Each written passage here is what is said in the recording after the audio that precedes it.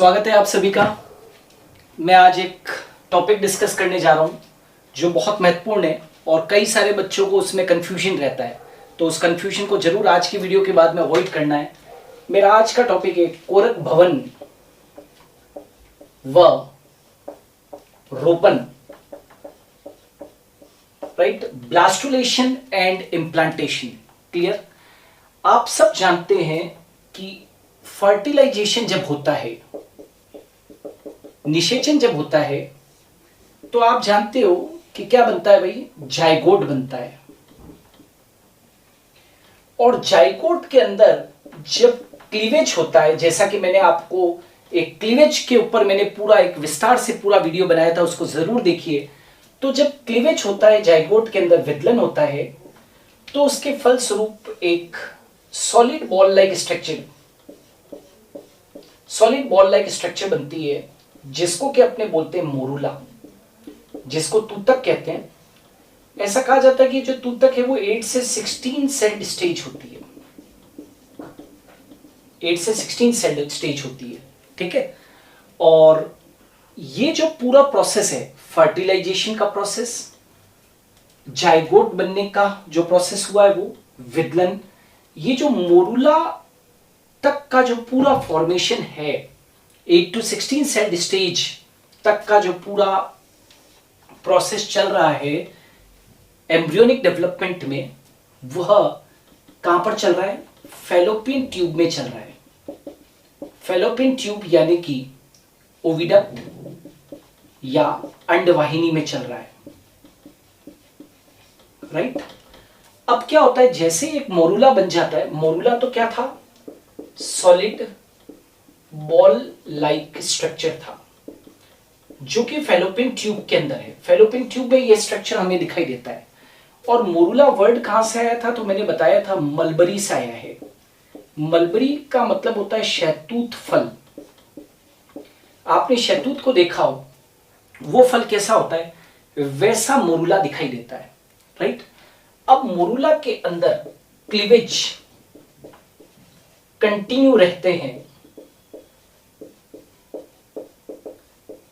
Right. Morula के अंदर cleavage continue रहता है। और जब मोरूला मूव करती है किधर की तरफ? यूट्रस की तरफ। मोरूला मूव करती है किधर की तरफ? यूट्रस की तरफ। इसी दौरान मोरूला जब यूट्रस की तरफ मूव करती है, तो मोरूला कन्वर्ट हो जाती है किसके अंदर? मोरूला कन्वर्ट्स इनटू ब्लास्टुला, मतलब तूतक कन्वर्ट हो जाता है किसके अंदर? कोरक के अंदर। ठीक है? व्हेन द मोरूला के अंदर क्लीवेज जारी रहते हैं और मोरूला स्टेज जब मूव करती है यूट्रस की तरफ, तो उसी दौरान मोरूला जो है वो कन्वर्ट हो जाती है किसके अंदर? ब्लास्टुला स्टेज के अंदर। तो ये जो ब्लास्टुला का फॉर्मेशन जानते हो क्या कहलाता है? ब्लास्टुलेशन कहलाता है। ब्लास्टुला का फॉर्मेशन क्या कहलाता है? ब्लास्टुलेशन, यानी कि कोरक भवन, राइट। ब्लास्टुला का फॉर्मेशन क्या कहलाता है? कोरक भवन कहलाता है। मतलब इस दौरान क्या होगा?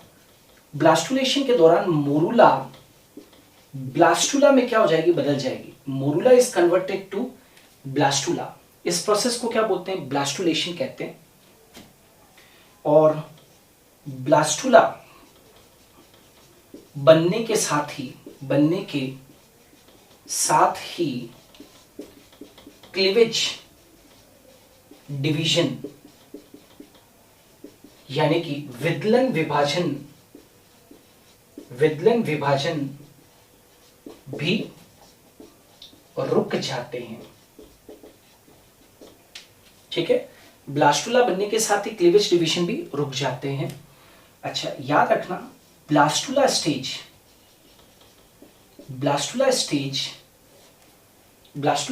में 64 सेल्स से 100 सेल्स तक होती है।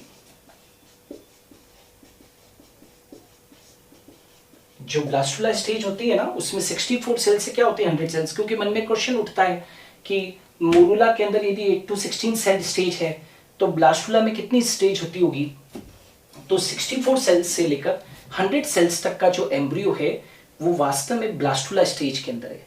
लेकिन एक चीज ध्यान रहे, यहाँ पर सबसे खास बात है कि हम ह्यूमन बींग्स के अंदर ब्लास्टुला को ब्लास्टोसिस्ट कहते हैं, राइट।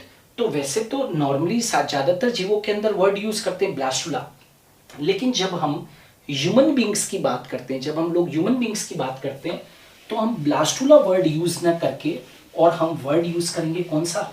That is blastocyst. तो मैं अब आगे जितना भी जो वर्ड यूज करूंगा, मैं वर्ड यूज करूंगा क्या? That is blastocyst. तो वास्तव में आप ब्लास्टुला को ही एज्यूम करना ह्यूमन बींग्स के अंदर ब्लास्टोसिस्ट, ठीक है, because it is cyst like. तो मैं यहां पर लिखता हूं ब्लास्टोसिस्ट, कंफ्यूजन मत करना। ब्लास्टुला को ही हम मैमल्स के अंदर यानी कि ह्यूमंस वगैरह के अंदर हम क्या कहते हैं? ब्लास्टोसिस्ट कहते हैं। हिंदी के अंदर इसको हम कोरक पुट्टी कहते हैं, कोरक पुट्टी या blastocyst, as it is cyst like. क्योंकि ये पुट्टी के समान होती है इसीलिए इसको ब्लास्टोसिस्ट या कोरक पुट्टी कहते हैं। नाउ जैसे ही मोरूला ब्लास्टोसिस्ट में बदलती है तो ब्लास्टोमियर्स समझते हो ना?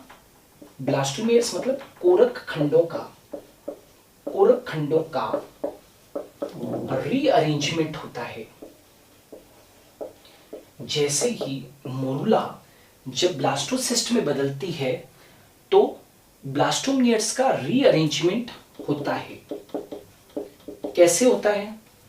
कुछ कोरक खंड परिधि पर इकट्ठा होकर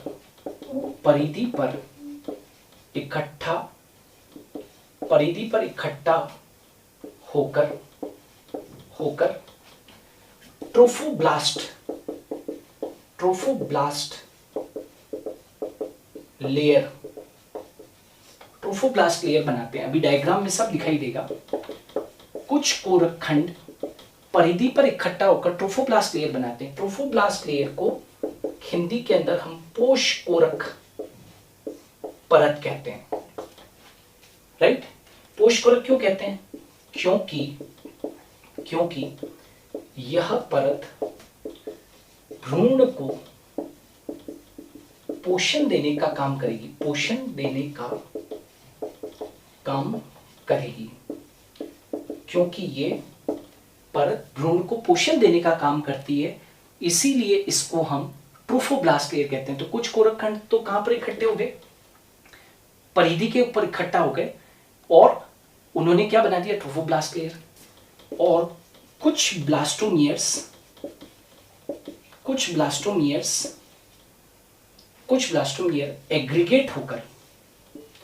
एग्रीगेट मतलब इकट्ठा होकर, कुछ ब्लास्टोमियर्स एग्रीगेट होकर एक पोल पर इकट्ठा हो जाते हैं। एक पोल पर इकट्ठा हो जाते हैं। इन्हें जानते हो क्या कहते हैं? कुछ ब्लास्टोमियर एग्रीगेट होकर एक पोल पर इकट्ठा हो जाते हैं। इन्हें इनर सेल मास, इन्हें क्या कहते हैं? इनर सेल मास या एम्ब्रियोनिक सेल्स या एम्ब्रियोनिक नॉब यानी कि भ्रूणीय गुंडी कहा जाता है। समझ पा रहे हो? कुछ ब्लास्टोमियर सेग्रीगेट होकर एक पोल पर इकट्ठा हो गए, इन्हें इनर सेल मास या एम्ब्रियोनिक सेल्स या एम्ब्रियोनिक नॉब कहते हैं। इस पोल को मतलब पोल मतलब इस ध्रुव को एम्ब्रियोनिक पोल कहते हैं। एम्ब्रियोनिक पोल कहते हैं। याद रखना, जिस ध्रुव के ऊपर इनर सेल मास है जिस ध्रुव के ऊपर इनर सेल मास है उसको हम क्या कह देते हैं, एम्ब्रियोनिक पोल कहते हैं, एवं इसके अपोजिट पाए जाने वाले ध्रुव को एब एम्ब्रियोनिक पोल कहते हैं। एब एम्ब्रियोनिक मतलब भ्रूणीय ध्रुव से दूसरा ध्रुव, एब एम्ब्रियोनिक पोल कहते हैं, एब एम्ब्रियोनिक पोल कहते हैं। ठीक है, साथ ही कोरक पुट्टी अवस्था में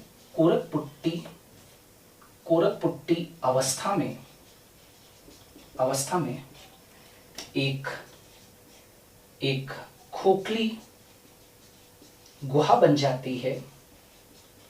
खोखली गुहा बन जाती है, जिसे जानते हो क्या कहते हैं, जिसे कोरक गुहा कहते हैं।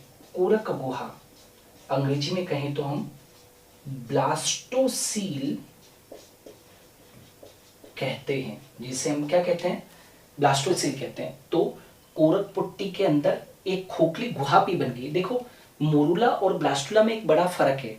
मोरूला एक ठोस गेंदनुमी रचना थी, सॉलिड बॉल लाइक स्ट्रक्चर था, और ये खोखली गेंदनुमी रचना है। क्यों?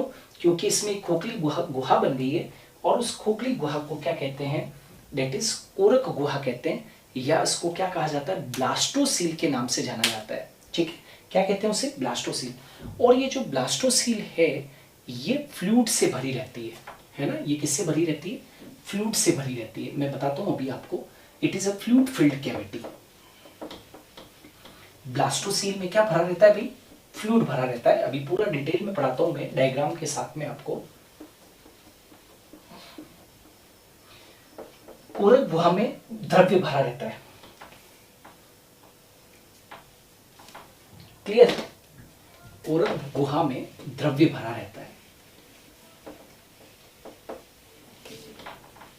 यहां पर देखिएगा, कोरक जो गुहा है, कोरक गुहा, उसमें क्या भरा हुआ है, द्रव्य भरा हुआ है।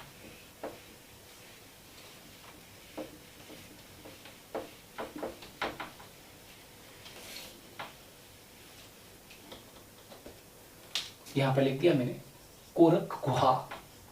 कोरक गुहा बोले तो कोरक गुहा का मतलब क्या है, ब्लास्टोसील कैविटी, राइट। इस कैविटी में क्या है, द्रव्य भरा हुआ है ना। मतलब अब ये द्रव्य आएगा कहां से, तो ये जो फ्लूइड आएगा वो वॉल ऑफ यूट्रस से आता है ना। ये कहां पर आएगा, वॉल ऑफ यूट्रस से द्रव्य जो है वो कहां पर आ जाता है, इस गुहा में आ जाता है। It captures the fluid from the wall of uterus. तो कोरक गुहा क्या है, ब्लास्टोसील जो है, ब्लास्टोसील, कोरक गुहा एक द्रव्य से भरी गुहा है। इट एब्जॉर्ब्स, ये जो गुहा है ना, इट एब्जॉर्ब्स न्यूट्रिटिव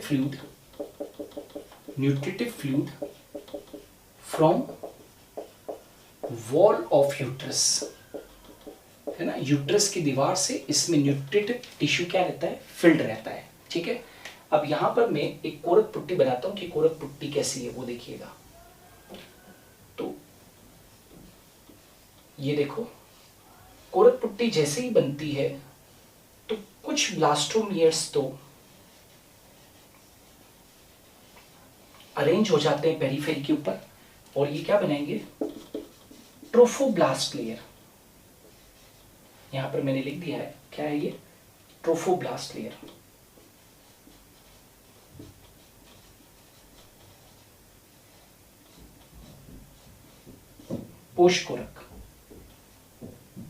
पोषकोरक परत, ठीक है भाई। और ये क्या है, एक पोल के ऊपर यहां पर खूब सारी सेल्स इकट्ठा हो जाती है, इसको बोलते हैं inner cell mass. Inner cell mass, आंतरिक कोशिका समूह, ठीक है। अच्छा याद रखना, ट्रोफोब्लास्ट की वह सेल्स जो इनर सेल मास के ऊपर है, ट्रोफोब्लास्ट की वह सेल्स जो इनर सेल मास के ऊपर है, फिर से बोल रहा हूं, ट्रोफोब्लास्ट की वह सेल जो इनर सेल मास के ऊपर है, केवल उन्हें क्या बोलते हैं, सेल्स ऑफ रॉबर कहते हैं, cells of Rauber, cells of Rauber. केवल ये इनके सामने जो है, इनर सेल मास के सामने जो ट्रोफोब्लास्ट की जो सेल्स है उन्हें सेल्स ऑफ रॉबर कहते हैं। और यहां पर एक कैविटी डेवलप हो गई है जिसको बोलते हैं कोरक गुहा, blastocoel cavity, right, blastocoel cavity. ये जो सेल्स ऑफ रॉबर है इनको हम एम्नियोजेनिक सेल्स भी कहते हैं, they are also called as amniogenic cells, ठीक है। और ये जो इनर सेल मास है इनको हम क्या बोलते हैं, एम्ब्रियोनल सेल्स, एम्ब्रियोनल सेल्स, ठीक है। और यहां पर कोरक गुहा के अंदर क्या भरा हुआ है, फ्लूइड भरा हुआ है, यहां पर फ्लूइड भरा हुआ है। अच्छा, याद रखना कि ये जो इनर सेल मास जहां पर है उस पोल को हम क्या बोलते हैं, एम्ब्रियोनिक पोल, एम्ब्रियोनिक पोल या भ्रूणीय ध्रुव, क्योंकि यहां से भ्रूण बनेगा। और ये कौन सा अपोजिट पोल है, ये वाला एब एम्ब्रियोनिक, जैसा कि मैंने थ्योरी में पढ़ाया था अभी आपको, एब एम्ब्रियोनिक पोल। अच्छा, एक और चीज आपको बता दूं, ये जो ब्लास्टोसील कैविटी है ना, ब्लास्टोसील कैविटी, इसका जो ओरिजिन है वो कैसा है जानते हो, साइजोजीनियस है, साइजोजीनियस मतलब व्युत्पत्तिजात उत्पत्ति है इसकी। व्युत्पत्तिजात का मतलब समझते हो, formed by separation of cell, formed by separation of cells, separation of cells, कोशिकाओं के पृथक्करण से बना है, कोशिकाओं के पृथक होने से बनती, पृथक होने से बनती है, right. Now trophoblast layer, trophoblast layer भ्रूण निर्माण में भाग नहीं लेती, भ्रूण निर्माण में भाग नहीं लेती, निर्माण में भाग नहीं लेती, ठीक है। ट्रोफोब्लास्ट लेयर कभी भी भ्रूण निर्माण में भाग नहीं लेती है। हाँ, ये तो क्या है, इसके दो फंक्शन है, यह भ्रूण को पोषण देती है, पोषण देती है, नंबर एक। और नंबर दो क्या है, इसके द्वारा, वेरी वेरी इंपॉर्टेंट, इसके द्वारा, ये आपके लिए नया हो सकता है, इसके द्वारा एम्नियोन व कोरियोन परत का निर्माण होता है।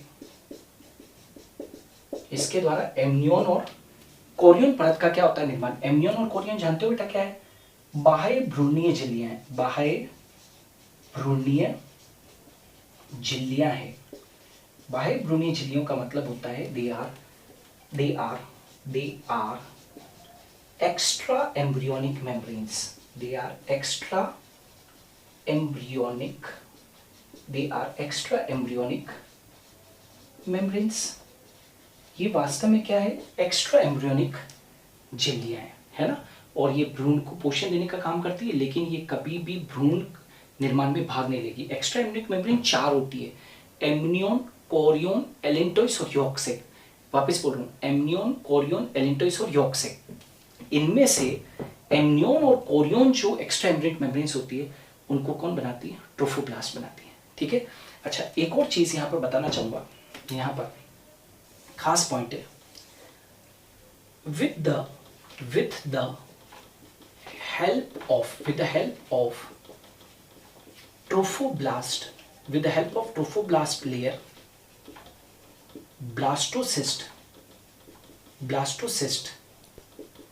attached to endometrium of uterus। याद रखना, गर्भाशय की सबसे भीतरी परत कौन सी है भैया? गर्भाशय की सबसे भीतरी परत एंडोमेट्रियम है। तो ट्रोफोब्लास्ट लेयर का एक बहुत इंपॉर्टेंट फंक्शन है कि ट्रोफोब्लास्ट लेयर की मदद से ही यह ब्लास्टोसिस्ट जाकर और माँ की जो गर्भाशय की सबसे भीतरी परत है एंडोमेट्रियम है, उस पर जाकर और ये क्या हो जाती है, स्टैब्लिश हो जाती है। Are you getting? ये यहां तक क्लियर है? अब आगे बढ़ते हैं कि किस तरीके से इसका इम्प्लांटेशन होता है, वो देखिए। नाउ अटैचमेंट के ठीक बाद, अटैचमेंट किसका? जैसे ही ट्रोफोब्लास्ट लेयर की मदद से ब्लास्टोसिस्ट आकर अटैच होती है किससे? यूट्रस के एंडोमेट्रियम से। अटैचमेंट से क्या होगा? जैसे ही अटैचमेंट होगा तो व्हाट विल हैपन, जो एंडोमेट्रियम है उसकी सेल्स क्या करती है, डिवाइड करती है। तो अटैचमेंट के ठीक बाद यूट्राइन सेल्स डिवाइड करती है वह ब्लास्टोसिस्ट को कवर कर देती है। राइट? अटैचमेंट के ठीक बाद में यूट्राइन सेल्स क्या करती है, डिवाइड करती है और ब्लास्टोसिस्ट को क्या कर देती है, कवर कर देती है। तो अब as a result blastocyst gets embedded in wall of uterus. As a result, blastocyst gets embedded in the wall of uterus. इसी के साथ में blastocyst get embedded in the wall of uterus, मतलब कोरक पुट्टी पूरी तरीके से wall of uterus में क्या हो जाती है, धंस जाती है। इस प्रक्रिया को रोपण कहते हैं। रोपण यानी कि इम्प्लांटेशन। इस प्रक्रिया को इम्प्लांटेशन कहते हैं। राइट? इस प्रक्रिया को रोपण कहते हैं। रोपण के साथ ही प्रेगनेंसी, मतलब गर्भावस्था, प्रेगनेंसी एस्टैब्लिश हो जाती है। क्या कहा मैंने बेटा? इस प्रक्रिया को रोपण कहते हैं। तो पहले देख लो, जैसे ही ब्लास्टोसिस्ट आकर अटैच होती है, कहां पर, यूट्रस की एंडोमेट्रियम पर, तो यूट्राइन सेल्स डिवाइड करती है और ब्लास्टोसिस्ट को कवर कर देती है। As a result blastocyst get embedded in the wall of uterus. इस प्रक्रिया को हम क्या कह देते हैं, रोपण कहते हैं। ठीक है? मतलब ब्लास्टोसिस्ट आकर और एंडोमेट्रियम पर अंतः स्थापित हो चुकी है, इसको रोपण कहते हैं। जैसे ही रोपण हो जाता है तो रोपण के साथ ही प्रेगनेंसी स्टैब्लिश हो जाती है। ठीक है? नाउ एक नोट डाल देता हूं मैं। रोपण के पश्चात, इम्प्लांटेशन के पश्चात, रोपण के पश्चात एंडोमेट्रियम को डेसिडुआ कहते हैं।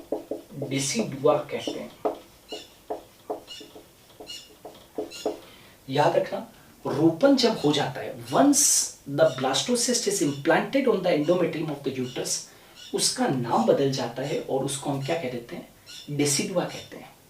चलो नेक्स्ट पॉइंट याद रखना कि फर्टिलाइजेशन से इम्प्लांटेशन यानी कि रोपण,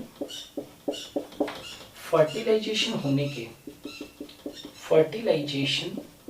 होने के 7 से 8 दिन में हो जाता है। मतलब जिस दिन स्पर्म और ओवम फ्यूज होंगे ना, उससे लेकर और लगभग 7 से 8 दिन में इम्प्लांटेशन, फर्टिलाइजेशन होने के 7 से 8 दिन में हो जाता है।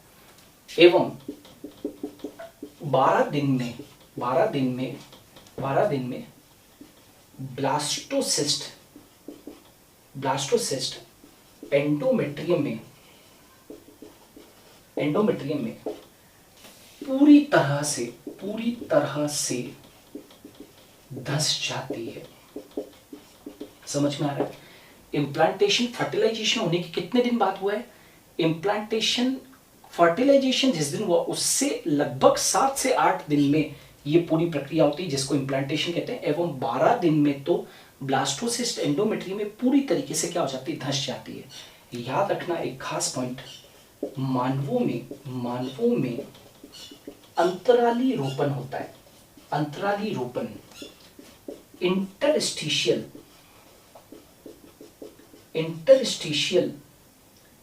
रोपण होता है।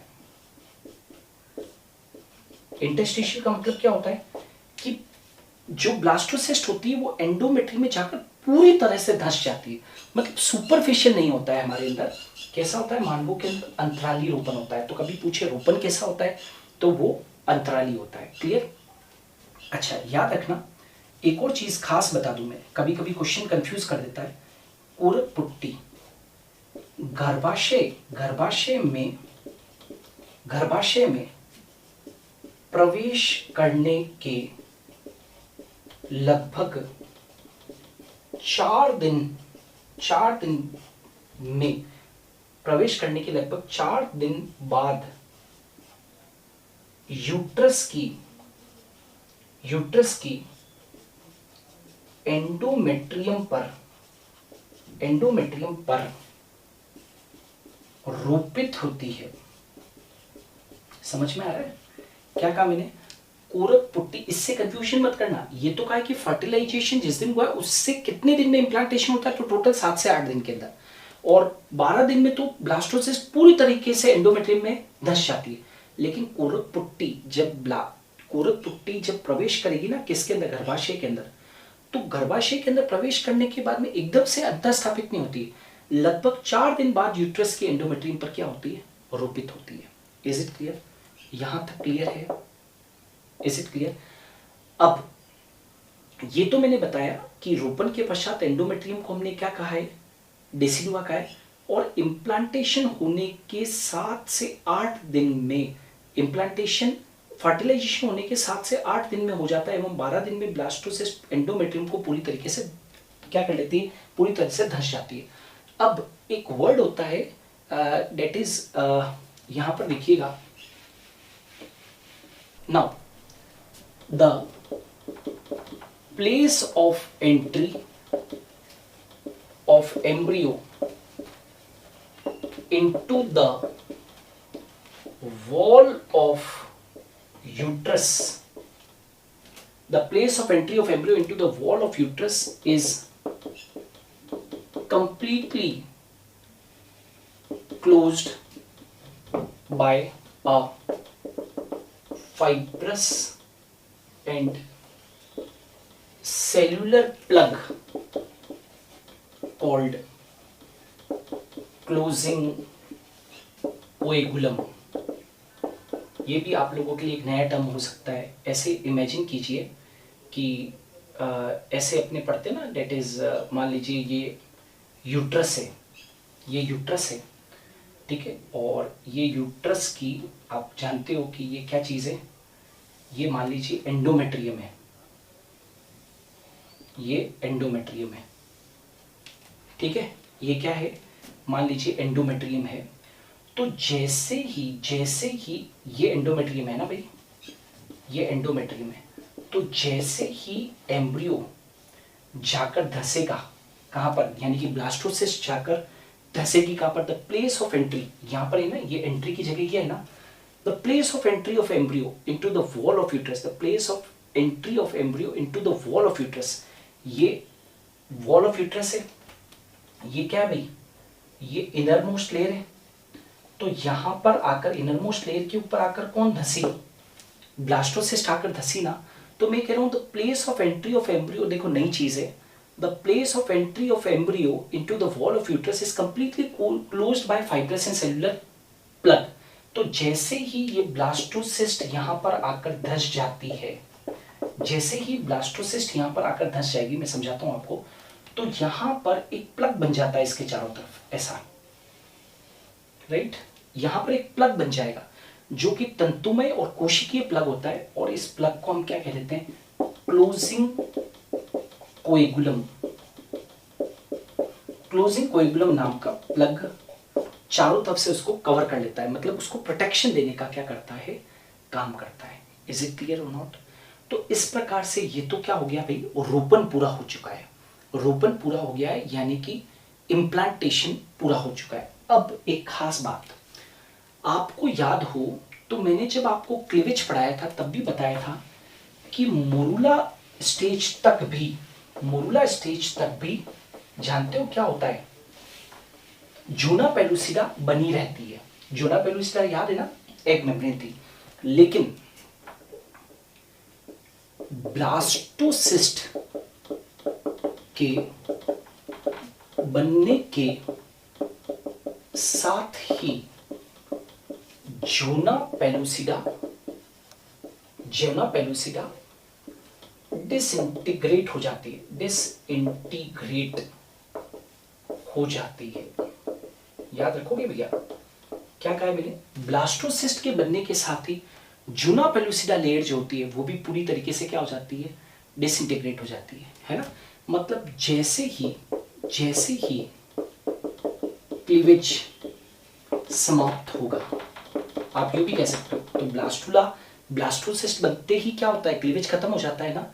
तो जैसे क्लीवेज समाप्त होगा जूना पेलुसिडा भी डिसइंटीग्रेट हो जाए, आप ये भी कह सकते हो जूना पेलुसिडा नष्ट हो जाती है, राइट। तो ब्लास्टोसिस्ट के बनने के साथ ही जूना पेलुसिडा क्या हो जाती है, डिसइंटीग्रेट हो जाती है। अब एक खास बात मैं बता देता हूं कि जूना पेलुसिडा परत ब्लास्टोसिस्ट को एबनॉर्मल स्थल पर रोपित होने से बचाती है। बहुत खास बात है, ये क्वेश्चन पूछा गया था कि जूना पेलुसिडा क्या होता है, कि जूना पेलुसिडा परत, देखो ब्लास्टोसिस्ट जब बन जाएगी पूरी तो फिर बाद में क्या हो जाएगी, जूना पेलुसिडा नष्ट हो जाएगी। तो जूना पेलुसिडा का एक फंक्शन बता रहा हूं, खास फंक्शन बता रहा हूं कि जूना पेलुसिडा परत ब्लास्टोसिस्ट को एबनॉर्मल स्तर पर रोपित होने से बचाती है। कभी कभी जो भ्रूण होता है ना, ब्लास्टोसिस्ट भी तो एक भ्रूणीय अवस्था है, तो कभी कभी ब्लास्टोसिस्ट अवस्था जहां पर इम्प्लांट होनी चाहिए एंडोमेट्रियम पर, वहां पर इम्प्लांट न होकर किसी दूसरे स्थान पर भी इम्प्लांट हो सकती है। तो इसलिए याद रखना कि जूना पेलुसिडा परत ब्लास्टोसिस्ट को एबनॉर्मल साइट पर यूट्रस के अंदर रोपित होने से रोकती है। ये परत ब्लास्टोसिस्ट को सही जगह पर जाकर इम्प्लांट करने में मदद करती है। बट वंस जैसे ही ब्लास्टोसिस्ट स्टेज जाकर और यूट्रस की एंडोमेट्रियम पर सही जगह पर जाकर स्टेब्लिश हो जाती है, रोपित हो जाती है, इम्प्लांट हो जाती है, उसके बाद में ये जूना पेलुसिडा परत क्या हो जाती है, नष्ट हो जाती है। जूना पेलुसिडा परत नष्ट हो जाएगी। इज इट क्लियर और नॉट? तो इस तरीके से ब्लास्टुलेशन यानी कि कोरक भवन और इम्प्लांटेशन पूरा हो जाता है, ठीक है। और इसके बाद देखिए अभी के डिस्कशन के अंदर हम लोगों ने भ्रूणीय परिवर्तन के अंदर मोरुलेशन यानी कि मोरूला निर्माण पढ़ लिया, और ब्लास्टुलेशन यानी कि ब्लास्टुला या ब्लास्टोसिस्ट का फॉर्मेशन पढ़ लिया, और साथ के साथ हम लोगों ने रोपण भी पढ़ लिया है, इम्प्लांटेशन भी पढ़ लिया है। लेकिन अब इस रोपण के बाद में क्या होता है, ठीक है, रोपण के बाद में क्या होगा, तो रोपण के बाद में प्लेसेंटा का फॉर्मेशन होगा, ठीक है। किस तरीके से प्लेसेंटा का फॉर्मेशन होता है, प्लेसेंटा से कौन कौन से हार्मोन्स रिलीज होते हैं, और एक और भ्रूणीय परिवर्तन की एक और स्टेज है जिसको कि हम गैस्ट्रुलेशन कहते हैं, गैस्ट्रुला भवन, राइट। वो स्टेज कैसी है एनसीईआरटी में एक्सप्लेन नहीं कर रखी है। उन सब के लिए मैं एक बड़ा सेपरेट वीडियो लेकर आऊंगा, तो उसको आप जरूर देखिएगा। आज के वीडियो के अंदर तो मैंने कोरक भवन और रोपण, ब्लास्टुलेशन और इम्प्लांटेशन के वीडियोस के ऊपर वीडियो मैंने बनाया है। इसको पूरा आप देखें, एक बार देखें, 2 बार देखें, राइट, और चीज़ों को समझने की कोशिश करें। मैं आपके लिए मेरे व्यस्त शेड्यूल से मैं पूरी कोशिश कर रहा हूँ कि आपके लिए मैं बड़े वीडियोस लेकर आऊँ, क्योंकि आप मेरे लिए बहुत बहुत खास हैं, है ना। तो मैं हरदम कहता हूँ कि भारत का कोई भी एक बच्चा जिसने बायोलॉजी ले रखी है वो इस सब्जेक्ट की डेप्थ से महरूम नहीं रहना चाहिए, उसको क्वालिटी और कंटेंट वीडियोस मिलने ही चाहिए। इसलिए यह आपकी जिम्मेदारी है कि मेरे लिए नहीं लेकिन उन दूर दराज के बच्चों के लिए इन वीडियोस को दूर दूर तक पहुंचाओ, इन्हें शेयर कीजिए। जितना ज़्यादा शेयर करोगे, जितना ज़्यादा लाइक करोगे, उतना ये वीडियोस जो है वो वायरल होंगे और बच्चों के पास में पहुंचेंगे। तो आपका स्नेह सपोर्ट बनाए रखिए और NSGen हमेशा आपके साथ में है। आपके इस बायोलॉजी विषय की जिम्मेदारी मेरी है। सो नए वीडियोस के साथ में फिर मिलेंगे जल्द ही, तब तक के लिए अलविदा।